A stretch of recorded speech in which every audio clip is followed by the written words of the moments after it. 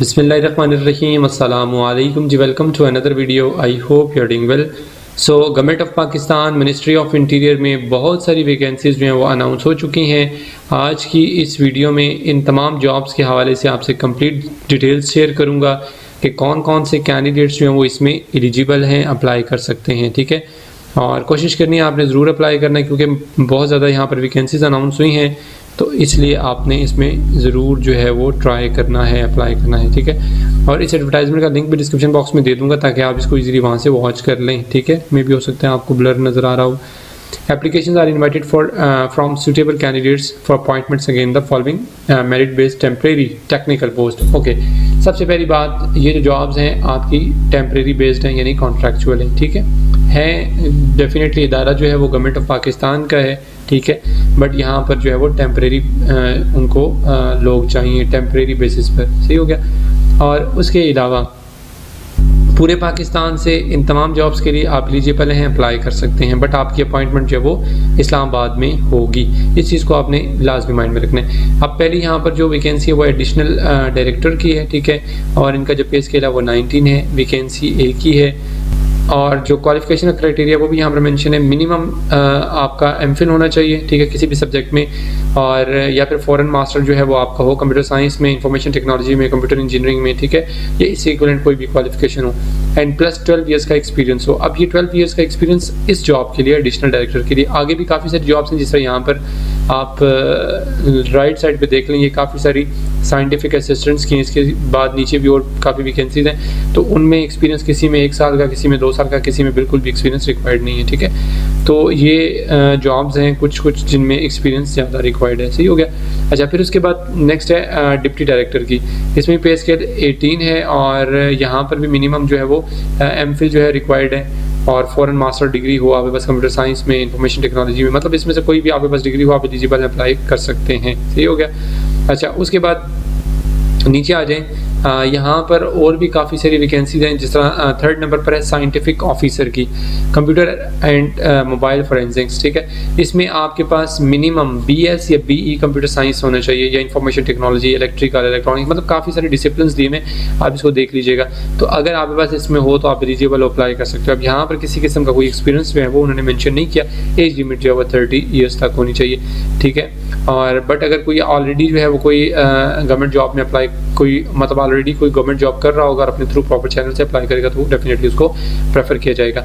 4थे number पर है scientific officer network forensics. इसमें मिनिमम आपके पास BS या BE कंप्यूटर साइंस है, मतलब ये सारी कंप्यूटर साइंस से ही रिलेटेड है। ठीक है, और इसमें भी 30 ईयर्स आपकी मैक्सिमम एज, और इससे कम जितनी मर्जी हो आप एलिजिबल अप्लाई कर सकते हो। और 5वें नंबर पर है साइंटिफिक ऑफिसर। ठीक है, और पे स्केल ये भी 17 है, एक ही वैकेंसी है, और इसमें भी सेम क्वालिफिकेशन क्राइटेरिया वही है जो ऊपर आपको मैं ऑलरेडी बता चुका हूँ। ठीक है, मिनिमम आपके पास BS या BE हो कंप्यूटर साइंस में, इंफॉर्मेशन टेक्नोलॉजी में, मतलब इनमें से कोई भी अगर आपके पास डिसिप्लिन में डिग्री है तो आप एलिजिबल अप्लाई कर सकते हो। और फिर 8वें नंबर पर साइंटिफिक ऑफिसर है, ये भी ठीक है, और इसमें भी आपके पास MSc हो या फिर BS हो, जैसे इक्विवेलेंट कोई भी क्वालिफिकेशन हो आप अप्लाई कर सकते हैं, आप एलिजिबल है। साथ में इसमें यहाँ पर मेंशन है 3 साल का आपके पास एक्सपीरियंस भी होना चाहिए। फिर 8वें नंबर पर साइंटिफिक ऑफिसर है, और इसमें भी आपके पास MSc या BS होना चाहिए, जैसे इक्विवेलेंट कोई भी क्वालिफिकेशन, और साथ में 3 साल का यहाँ पर भी एक्सपीरियंस रिक्वायर्ड है। ठीक है, और 30 ईयर्स आपकी मैक्सिमम एज होनी चाहिए। अच्छा, फिर उसके बाद 9वें नंबर पर है साइंटिफिक ऑफिसर, ये भी ठीक है, और इसमें पे स्केल 17, एक ही वैकेंसी है। MSc या आपने BS किया हुआ, या इक्विवेलेंट कोई भी क्वालिफिकेशन है विद 3 इयर्स ऑफ एक्सपीरियंस। ठीक है, तो आप एलिजिबल अप्लाई कर सकते हैं। ठीक है, उसके बाद 10वें नंबर पर है साइंटिफिक ऑफिसर। ठीक है, और इसमें भी आपके पास BS या MSc हो, साथ में 3 साल का एक्सपीरियंस हो, तो आप एलिजिबल अप्लाई कर सकते हैं। फिर साइंटिफिक ऑफिसर, ये भी साइंटिफिक मतलब ये सारी साइंटिफिक ऑफिसर की हैं। ठीक है, और इसमें जो क्वालिफिकेशन है वो भी सब में MSc और BS जो है वो रिक्वायर्ड है। ठीक है, इसलिए सारों को कवर करना मैं नहीं समझता कि ज़रूरी है, वीडियो वैसी लेंथी हो जाएगी, क्योंकि सब में सेम क्वालिफिकेशन है और डेजिग्नेशन भी। अच्छा, उसके बाद यहाँ पर राइट साइड पे आ जाते हैं।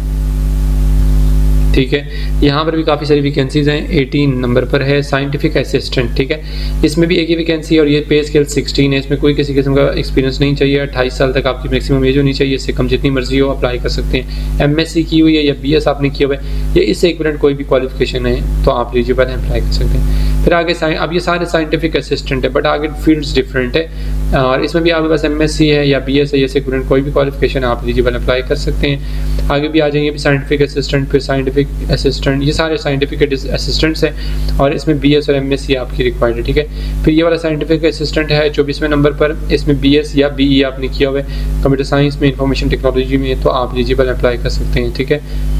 तो ये सारी साइंटिफिक असिस्टेंट। फिर नीचे आ जाएं, यहाँ पर असिस्टेंट डायरेक्टर है एडमिन और इसमें फर्स्ट क्लास आपने मास्टर डिग्री की हो बिजनेस एडमिनिस्ट्रेशन में, पब्लिक एडमिनिस्ट्रेशन में, तो आप एलिजिबल हैं, अप्लाई कर सकते हैं विद 3 years ऑफ एक्सपीरियंस, ठीक है। फिर अकाउंट ऑफिसर की है और इसमें भी आपके पास 5 साल का रेलिवेंट पोस्ट क्वालिफिकेशन एक्सपीरियंस होना चाहिए, तो आप एलिजिबल होंगे। स्टेनोग्राफर है, इसमें सेकंड क्लास ग्रेड C के साथ आपके पास बैचलर्स डिग्री होनी चाहिए, तब आप एलिजिबल होंगे, अप्लाई कर सकते हैं, ठीक है। और फिर आगे आ जाए असिस्टेंट है, पे स्केल 16A की वैकेंसी है, मास्टर डिग्री आपने की हुई या BS सेकंड डिवीजन के साथ आपने किया हुआ किसी भी सब्जेक्ट में आप एलिजिबल अप्लाई कर सकते हैं और साथ में 5 साल का आपके पास एक्सपीरियंस भी होना चाहिए। फिर कंप्यूटर ऑपरेटर है, इसमें पे स्केल 14 है और 3 वैकेंसीज है, सेकंड क्लास ग्रेड C के साथ आपने बैचलर्स डिग्री की हुई है विद कंप्यूटर साइंस और स्टैटिस्टिक्स, मैथमेटिक्स, फिजिक्स और इनमें से किसी भी डिसिप्लिन में, तो आप एलिजिबल अप्लाई कर सकते हो। एज लिमिट 25 है और किसी किस्म का कोई एक्सपीरियंस रिक्वायर्ड नहीं है। 32वें नंबर पर जूनियर ऑफिसर असिस्टेंट है, कैशियर है, UDC है और इसमें भी एज लिमिट जो है वो 25 है मैक्सिमम और इंटरमीडिएट आपने जस्ट किया हो, ठीक है। और टाइपिंग स्पीड 30 वर्ड पर मिनट होनी चाहिए।